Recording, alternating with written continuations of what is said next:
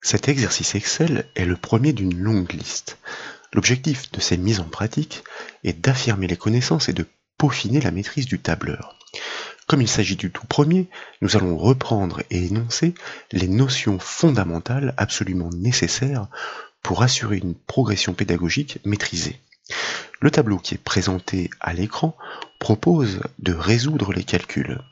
Rassurez-vous, ici, nous n'aborderons que des notions destinées aux grands débutants. Cependant, les techniques et méthodes que nous allons invoquer sont précieuses et pas forcément maîtrisées par les utilisateurs confirmés. Tous les exercices Excel ont pour vocation de perfectionner les connaissances au travers de mises en pratique concrètes. Et à ce titre, nous proposerons pour chacun de récupérer la structure de tableau existant, comme ici, source disponible au téléchargement depuis le site bombache.fr comme toujours. Pour bien commencer, sachez que la terminologie est importante. Avec Excel, nous ne travaillons plus sur des documents comme avec Word, nous travaillons sur des classeurs. Et par définition, des classeurs sont constitués de feuilles. Nous venons donc d'ouvrir notre premier classeur Excel et comme l'indique son onglet en bas de la fenêtre, ce classeur ne propose qu'une seule feuille pour l'instant. Elle est nommée Bénéfices. Le bouton plus qui est situé sur sa droite permet d'ajouter autant de feuilles que vous le souhaitez par clic successif. Chaque feuille est alors matérialisée par son propre onglet. Un clic sur l'un d'entre eux permet d'afficher sa feuille désignée à l'écran. Lorsqu'un classeur est constitué de plusieurs feuilles, il est important de les renommer explicitement. Ce procédé permet de simplifier la navigation dans le classeur. Nous proposons la méthode la plus simple et la plus efficace pour renommer une feuille. Tout d'abord, en bas de l'interface Excel, nous commençons par cliquer sur ce symbole plus et vous constatez qu'une nouvelle feuille, nommée feuille 1, apparaît. Nous allons directement double-cliquer sur le texte de son onglet et comme vous le remarquez, le nom de la feuille est ainsi sélectionné. Sans ne rien effacer, nous allons saisir directement le nouveau nom, comme essai par exemple, et nous validons ce nom par la touche entrée du clavier. Très simplement, la feuille est effectivement renommée, elle est désormais active, notre tableau d'origine existe toujours, il appartient à la feuille bénéfice, qui n'est pour l'instant pas affichée. Comme vous l'avez constaté, la feuille essai affiche un quadrillage. Ce quadrillage n'est pas visible sur le tableau téléchargé pour des raisons de mise en forme. L'arrière-plan de la feuille a été rempli de blanc, mais il existe bien. Dans tous les cas, ce quadrillage est virtuel, il ne s'imprime pas. Il sert de repère et d'aide à la saisie.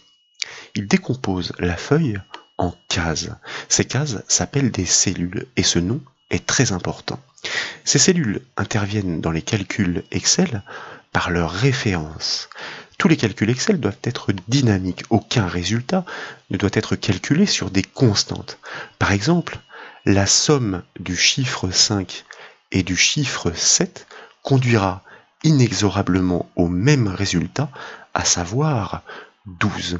Avec Excel, nous ne devons pas sommer ces deux chiffres, mais les deux cellules qui les contiennent. Et pour cela, nous devons désigner ces dernières par leur référence. Chaque cellule est située au croisement d'une ligne et au croisement d'une colonne. C'est un petit peu le principe, si vous voulez, des coordonnées du jeu de la bataille navale. Les colonnes sont repérées par les lettres de l'alphabet dans les étiquettes qui sont situées au-dessus de la feuille. Les lignes, quant à elles, sont repérées par des numéros dans les étiquettes qui sont situées sur la gauche de la feuille.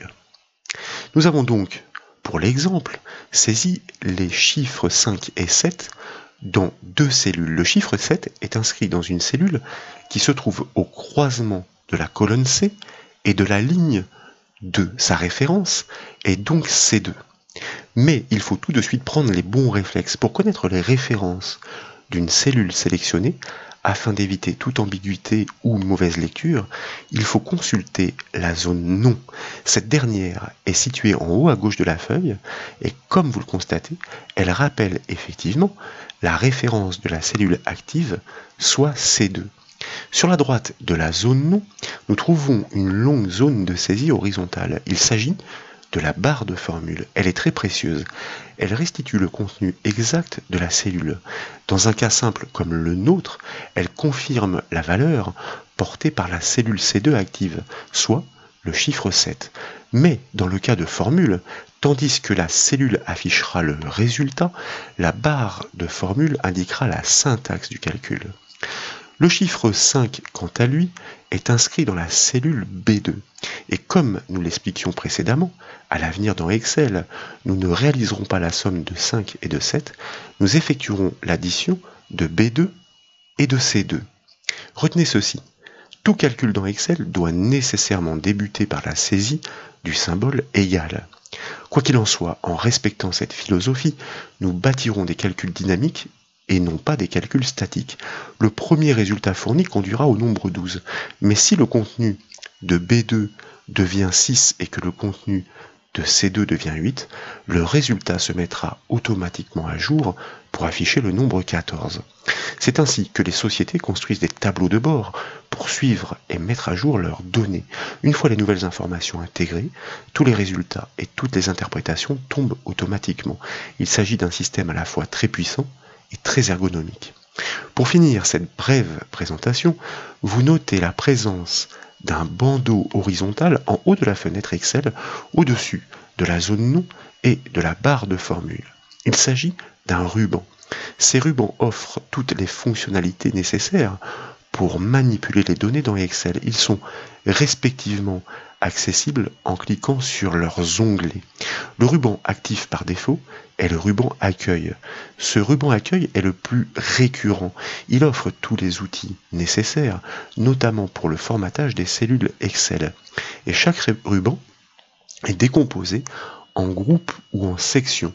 Elles sont séparées les unes des autres par un trait vertical, comme ici. Elles regroupent les outils par thème. Dans le ruban accueil, on note par exemple la présence du groupe police, puis du groupe alignement et encore du groupe nombre. La section police offre tous les outils pour mettre en forme les données dans les cellules et les cellules elles-mêmes. La section alignement permet de modifier la position horizontale ou verticale d'une donnée dans sa cellule. Au cours de nos exercices, nous reviendrons régulièrement sur ces notions et cette terminologie fondamentale. Il est temps de rejoindre le grand bain. Nous avons récupéré un tableau Excel préconstruit. Il n'attend plus que les calculs et ses résultats. Nous allons prendre soin de décomposer, de démontrer plusieurs méthodes. Nous insisterons néanmoins sur les techniques les plus professionnelles et les plus efficaces. Donc, en bas de la fenêtre Excel, je vous invite à cliquer sur l'onglet Bénéfices pour revenir sur sa feuille. Ce tableau présente les résultats d'une entreprise au cours du premier semestre. Les 6 premiers mois de l'année font figure de titre en ligne 4, donc sont énumérés pour chacun le chiffre d'affaires réalisé, les charges fixes et les charges variables. Ces indications font office de titre et sont situées en colonne B. Pour chaque mois, donc pour chaque colonne du tableau, il s'agit de calculer le total des charges dans un premier temps. De ce total, nous pourrons en déduire le bénéfice réalisé par l'entreprise mois par mois, donc pour chaque colonne. Et pour chaque ligne, nous devons faire la somme des chiffres d'affaires, mais aussi des charges fixes et des charges variables. Nous allons très vite le constater, et cette notion est fondamentale dans Excel. On ne refait jamais 2 fois le même calcul.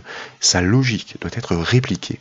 Si nous avons déjà bâti la formule pour la somme des chiffres d'affaires, nous devons pouvoir la reproduire pour en déduire la somme des charges. Si nous avons déjà construit la formule pour le calcul des bénéfices en janvier, nous devons pouvoir la reproduire pour en déduire le bénéfice de chacun des autres mois. Souvenez-vous, aucune constante n'est tolérée. Seules les références des cellules doivent être désignées dans les opérations. Un calcul débute nécessairement sa saisie par le symbole égal. C'est lui qui indique à Excel qu'il doit interpréter les données et non pas se contenter de les retranscrire. Nous proposons de débuter par le calcul des charges pour le mois de janvier. Ce résultat doit être affiché en cellule C8. Donc, le calcul doit être bâti en cellule C8. Nous commençons par cliquer sur la cellule C8 pour la sélectionner. Nous tapons le symbole égal du pavé numérique pour débuter la formule et donc l'indiquer à Excel. Et puis, nous cliquons sur la première cellule des charges, celle des charges fixes, soit la cellule C6 pour l'intégrer dans le calcul. Et comme vous le remarquez, sa référence s'inscrit dans la syntaxe que nous sommes en train de bâtir. Puis, nous enclenchons l'opérateur. Cela signifie que nous tapons le symbole plus du pavé numérique pour l'addition. Et ensuite, nous cliquons sur l'autre cellule impliquée dans le calcul, à savoir les charges variables pour la colonne du mois de janvier, donc C7. Et, là c'est important, nous validons la formule par le raccourci clavier CTRL-Entrée. La touche Entrée seule aurait suffi certes pour cette validation, mais ce raccourci fait partie des techniques et bonnes méthodes importantes à intégrer pour les calculs. Elle permet de valider une formule tout en conservant la cellule active comme ici. Avec la touche Entrée seule, nous aurions activé la cellule du dessous. L'intérêt de cette méthode est de pouvoir exploiter directement la cellule du résultat sans devoir la resélectionner, et nous y reviendrons. Quoi qu'il en soit, la cellule C8 affiche le résultat de l'addition. Il s'agit du total des charges pour le mois de janvier. Souvenez-vous, la barre de formule restitue le contenu exact de la cellule sélectionnée. Tandis que la cellule C8 affiche le résultat du calcul, 13 100, sa barre de formule livre sa syntaxe égale C6 plus C7 ayant conduit à ce résultat. Donc, Excel propose une fonction de calcul pour réaliser facilement les additions. Elle se nomme somme. Il est justifié de l'utiliser lorsque le nombre de cellules additionnées est important. Elle simplifie le calcul en évitant de désigner tour à tour les cellules séparées du symbole plus. Nous allons avoir très vite l'occasion de l'exploiter. Comme nous l'avons expliqué précédemment, nous avons donc construit un calcul dynamique sur la base des références C6 et C7 impliquées. Donc, le résultat dépend de la valeur de ces variables. Par exemple, je vous propose de cliquer en C7 pour désigner sa cellule. Et puis, nous allons saisir 5700 en lieu et place, c'est-à-dire à la place de l'ancien montant, 5900. Et là, nous validons à l'aide de la touche Entrée du clavier. Cette action a pour effet, comme nous l'avions dit, de sélectionner la cellule du dessous, soit C8, et à validation, vous remarquez que le résultat du calcul s'est mis à jour. Il indique désormais une somme de 12 900 au lieu de 13 100. Et comme nous le disions également, il ne faut jamais refaire deux fois le même calcul dans Excel. Sur la ligne 8, les colonnes D et H doivent produire le même calcul pour chaque mois indiqué. Bien sûr, ce sont les charges respectives qui doivent être considérées, mais ça, Excel est en mesure de le comprendre automatiquement. Nous prenons soin donc de sélectionner de nouveau notre cellule C8 si d'aventure nous l'avions désélectionnée. Remarquez la présence en bas à droite de la cellule sélectionnée d'un petit carré. Il s'agit de la poignée de la cellule. Cette poignée est fondamentale dans Excel. On l'utilise pour répliquer à l'identique le contenu d'une cellule sur une plage. Par définition, une plage est un groupe de cellules. On l'utilise également pour créer automatiquement des séries logiques. Nous y reviendrons. Mais on l'exploite surtout, comme ici, pour reproduire la logique d'un calcul afin de ne pas reconstruire la formule. Si vous placez le pointeur de la souris sur ce petit carré, sur cette poignée, comme vous le constatez, il se transforme, ce curseur, en une petite croix noire. Cela signifie qu'Excel est prêt à agir. Nous cliquons sur cette poignée en maintenant le bouton de la souris enfoncé et nous allons glisser sur la droite jusqu'à la colonne H pour indiquer à Excel sur quelle largeur il doit reproduire cette logique de calcul. Puis, nous relâchons le bouton de la souris. Et comme vous le remarquez, toutes les cellules de la ligne 8 proposent désormais un résultat et chacun semble s'être adapté aux variables de sa colonne. Aucune valeur n'est effectivement identique. Si par exemple nous cliquons sur la cellule D8 pour la sélectionner, en consultant sa barre de formule, vous constatez que les références des cellules impliquées dans le calcul ont suivi le déplacement imposé par la poignée. En colonne C, nous avions bâti le calcul C6 plus C7. En tirant la poignée vers la droite, nous avons imposé un changement de colonne. En colonne D, le calcul s'est donc adapté en conséquence. D6 plus D7. De fait, ce sont bien les charges du mois de février qui ont été automatiquement additionnées. La logique est bien sûr respectée pour les autres colonnes que l'on peut sélectionner tour à tour pour constater effectivement que les références ont suivi le déplacement vers la droite, E6 plus E7, F6 plus F7, et ainsi de suite. Cette logique Excel est très importante. On parle de référence relative, et c'est grâce à elle que nous pouvons reproduire un calcul afin de ne pas devoir le reconstruire. Chacun est bien sûr dynamique, puisqu'il est construit sur les références des cellules, donc des variables. La méthode que nous avons présentée et exploitée à l'instant est tout à fait correcte. Il s'agit même de la technique standard préconisée. Le calcul est d'abord posé dans la première cellule, puis validé. Il est ensuite répliqué sur les autres cellules grâce à la poignée. Mais il existe une méthode encore plus efficace et plus rapide. De plus, cette technique ne réplique que les calculs et non la mise en forme, contrairement à la poignée. Nous aurons l'occasion de le constater. Elle consiste à présélectionner l'ensemble des cellules concernées par le calcul. Il s'agit ensuite de bâtir la formule comme si nous raisonnions seulement pour la première cellule de la sélection. Enfin, le calcul doit nécessairement être validé par la combinaison contrôle plus entrée. C'est elle qui intime l'ordre à Excel de le répliquer sur la sélection. Nous proposons de démontrer les avantages de cette méthode professionnelle sur la ligne 9. Le calcul n'est pas plus compliqué que le précédent.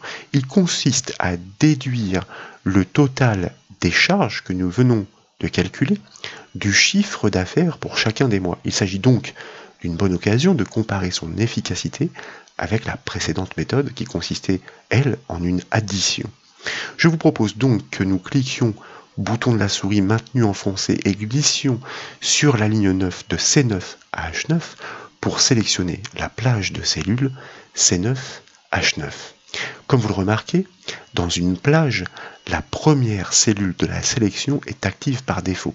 C'est ainsi que nous allons pouvoir débuter le calcul comme s'il lui était dédié. Nous tapons donc le symbole égal pour initier le calcul, et la saisie débute en effet en cellule C9, la première de la sélection. Nous cliquons ensuite sur le chiffre d'affaires pour le mois de janvier, soit la cellule C5. Nous tapons le symbole moins du pavé numérique pour la soustraction, et puis nous cliquons sur le total des charges pour finaliser la construction de notre calcul, soit la cellule C8. Et surtout, à ce stade, nous le validons avec le raccourci contrôle entrée. Tous les résultats sont automatiquement répercutés sur l'ensemble des cellules présélectionnées. Nous avons économisé une manipulation intermédiaire. Cette méthode est d'autant plus efficace que le nombre de résultats à reproduire est important. Sachez que toutes les techniques que nous sommes en train d'énoncer sont soigneusement étudiées dans le petit livre gratuit Excel pour débuter les calculs, disponible au téléchargement sur le site bombache.fr. Si vous sélectionnez tour à tour les cellules des résultats, vous constatez, comme précédemment, que les références des cellules impliquées se sont déplacées avec le calcul. La formule d'origine est C5 moins C8. Elle se transforme en D5 moins D8, puis E5 moins E8, et ainsi de suite. On parle toujours de référence relative. Si par exemple nous cliquons dans, admettons, les charges variables pour le mois de février, soit la cellule D7, comme en atteste la zone nom, eh bien nous pourrions par exemple remplacer les charges variables de 5150 par 2900 et valider par la touche entrée du clavier. Nous confirmons une fois de plus le dynamisme des calculs. À validation, le total des charges s'est actualisé. Comme il est lui-même impliqué dans le calcul des bénéfices, ce dernier s'est actualisé en cascade. Excel propose un large éventail de fonctions avec des spécificités et compétences adaptées à tout type de besoin. Nous aurons l'occasion de les aborder les unes après les autres. Parmi elles, des fonctions proposent d'automatiser la construction de calculs basiques, comme pour la somme. Chaque fonction doit être renseignée. Les éléments nécessaires au calcul doivent être indiqués entre ces parenthèses. On parle de paramètres ou d'arguments. La fonction Excel somme est l'une des plus simples. Le seul paramètre requis est la plage de cellules sur laquelle l'addition doit être effectuée. Imaginons qu'il s'agit de réaliser l'addition de 10 cellules. Grâce à la fonction somme, une simple sélection de la plage suffit. Dans le cas d'un calcul décomposé comme précédemment, il faut désigner tour à tour chacune des 10 cellules en intercalant à chaque fois le symbole plus. Le gain de temps est donc considérable, mais c'est aussi une façon de sécuriser le calcul en évitant des erreurs et oublis. La colonne I de cette feuille bénéfice demande de réaliser la somme sur chacune des lignes. Nous allons proposer 3 méthodes différentes. Chacune offre un avantage. À vous de choisir celle qui vous convient le mieux. Et nous allons débuter par la méthode standard, mais aussi la plus utilisée. En revanche, ce n'est pas la plus rapide. Dans ce premier exemple, nous allons appeler la fonction automatisée. Elle se charge d'inscrire le symbole égal. Nous ne devons donc pas le saisir nous-mêmes, mais il sera bien présent. Nous sélectionnons donc la première cellule du calcul, soit I5, pour la somme des chiffres d'affaires. Et tout à fait à droite du ruban Accueil, nous allons cliquer sur le bouton Somme automatique. Ce bouton, comme vous le remarquez, est matérialisé par une lettre M orientée à 90 degrés. En réalité, il s'agit de la lettre grecque sigma, beaucoup utilisée en mathématiques dans les équations. Et comme vous avez pu le constater à l'aide de l'infobulle, eh bien, la fonctionnalité de ce bouton est décrite et le raccourci clavier associé est rappelé. Il est donc intéressant, nous y reviendrons, de savoir qu'une somme automatique peut être enclenchée par la combinaison Alt plus égal. Quoi qu'il en soit, après avoir cliqué, vous remarquez qu'une formule s'inscrit dans la cellule sélectionnée du total. Sur cette feuille, elle semble d'ailleurs déborder sur la cellule d'à côté, la cellule H5. Mais il n'en est rien. Il s'agit simplement de spécificités d'alignement prédéfinies qui contraignent l'affichage et vous verrez que tout rentrera dans l'ordre à validation. À ce stade, Excel émet une proposition avant validation. C'est pourquoi il marque un temps d'arrêt. Comme il décèle la présence de cellules numériques adjacentes, il les intègre dans sa suggestion. Le symbole égal a bien été inscrit automatiquement en préfixe, puis Excel exploite la fonction somme et entre les parenthèses, il désigne la plage de cellules de la ligne 5, C5, H5.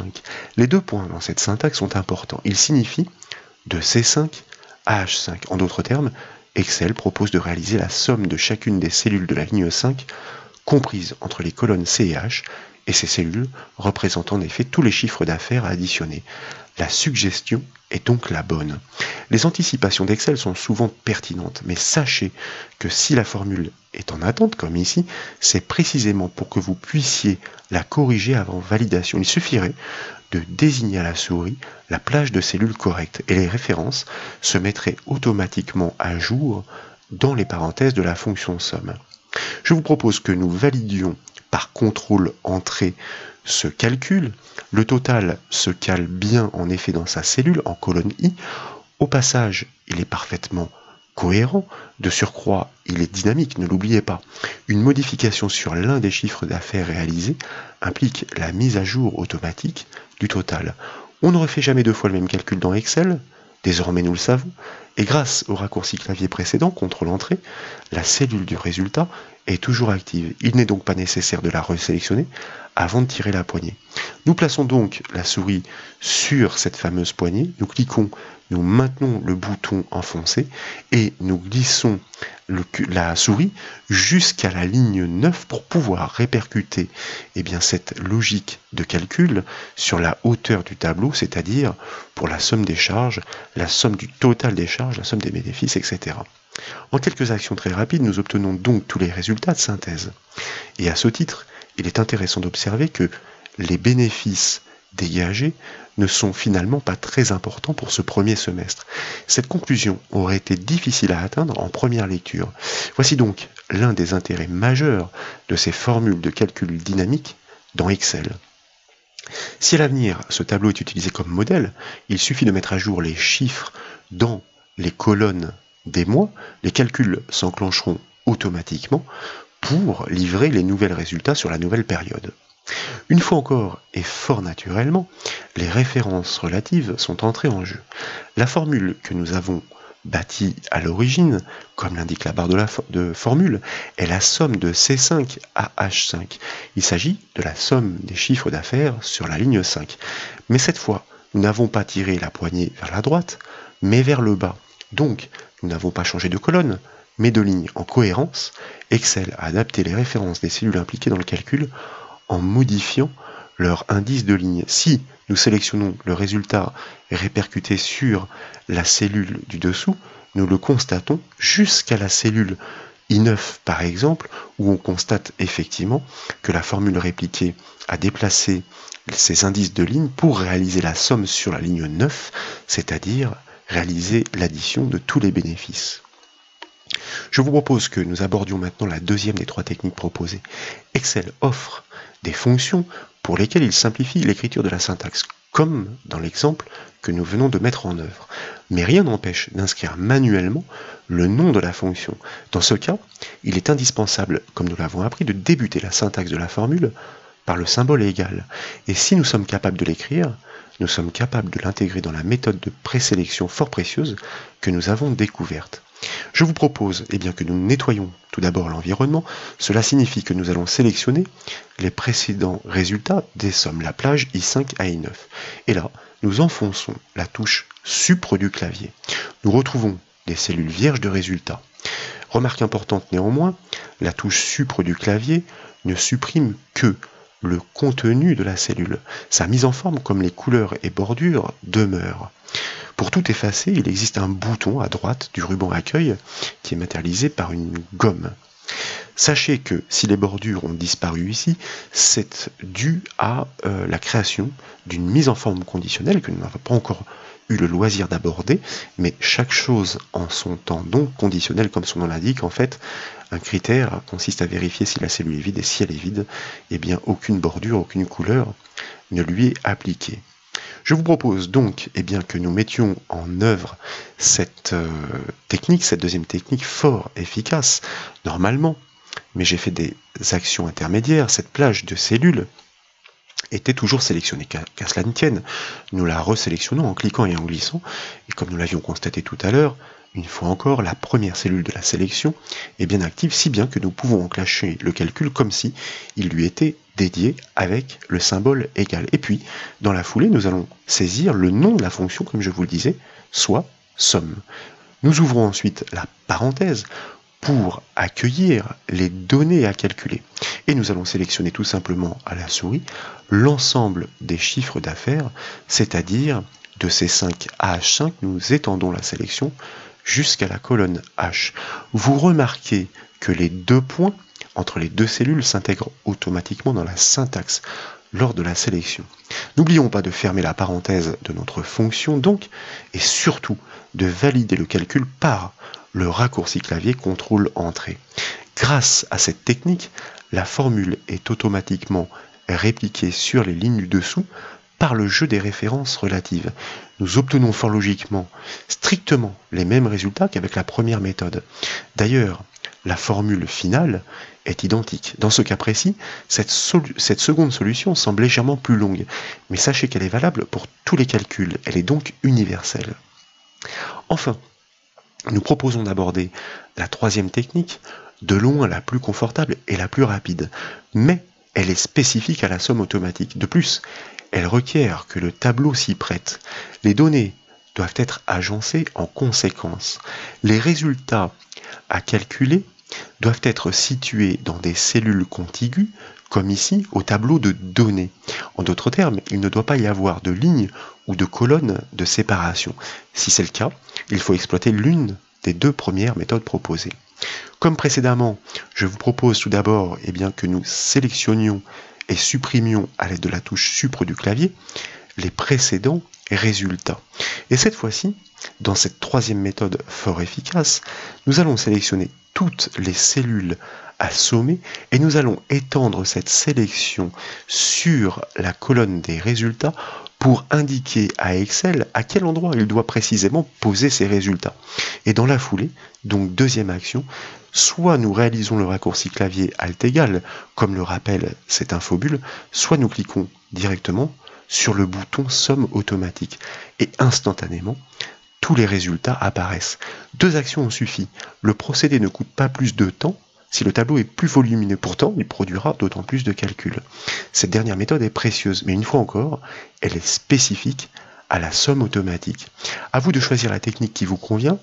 La plus professionnelle et la plus efficace dans la majorité des cas est la deuxième, celle qui consiste à présélectionner et valider par le raccourci CTRL-Entrée. Nous en avons terminé avec les calculs pour ce premier petit exercice. Il consistait à prendre contact avec l'environnement Excel, à apprendre la terminologie, à comprendre le fonctionnement du tableur et à découvrir les méthodes de calcul dynamiques. Nous devons néanmoins peaufiner la présentation. Toutes les données proposées sont des informations numériques, et plus précisément, il s'agit de valeurs monétaires. Nous devons donc les afficher au format euro. Mais attention, et cette remarque est fondamentale, une unité de mesure comme le kilo ou le mètre carré, ou une devise comme l'euro ou le dollar, ne doit jamais s'écrire dans une cellule. Il s'agit d'un format à appliquer. Si le symbole est inscrit dans la cellule, la donnée numérique est assemblée avec un texte.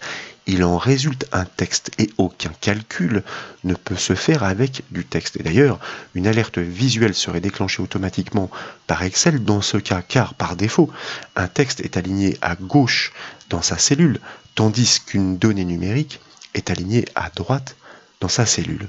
Pour appliquer ce fameux format, toutes les valeurs numériques du tableau doivent être désignées fort logiquement préalablement. Donc, nous cliquons et nous glissons le bouton de la souris maintenu enfoncé de la cellule C5 à la cellule I9 pour les intégrer toutes.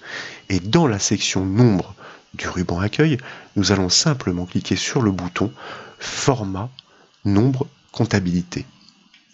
Et instantanément, comme vous le remarquez, toutes les valeurs sont affichées au format monétaire. Et ce n'est pas simplement le symbole de l'euro qui est concerné. Vous notez le séparateur de milliers pour les nombres dépassant les 1000. Vous notez de même la présence des décimales pour la précision. Il est d'ailleurs possible de ne pas les afficher. Mais ça, nous y reviendrons en temps voulu. Sachez enfin que le raccourci clavier associé à ce format monétaire est le CTRL-M. M pour monnaie en américain. Nous l'avions évoqué au travers des exercices Word, il existe une règle générale. Dans la plupart des cas, un raccourci clavier est composé de la touche CTRL, CTRL et de la première lettre du mot américain, sauf quand celle-ci est déjà exploitée par un autre raccourci. Voilà donc pour ces premières démonstrations et ce premier petit exercice Excel.